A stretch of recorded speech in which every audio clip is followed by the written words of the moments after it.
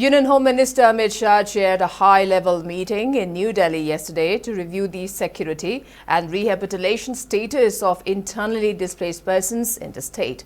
According to reporters, the meeting, which lasted 2.5 hours, was attended by Manipur Governor Ajay Kumar Bhalla, Security Advisor Kuldeep Singh, Director General of Police Rajiv Singh and Chief Secretary Punit Goyal, and deliberated on significant issues, focusing mainly on the current situation of the state and rehabilitation of IDPs.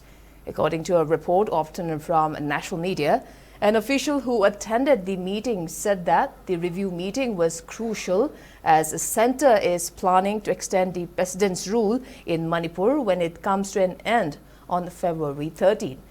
It may be noted that Manipur has been under president's rule since February 13 after then Chief Minister N. Biren resigned on February 9 following nearly 2 years of ethnic violence that killed at least 260 people and displaced another 60,000. As the president's rule nears completion of 1 year, speculations are high among Manipur BJP MLAs on the possible formation of a popular government in the state.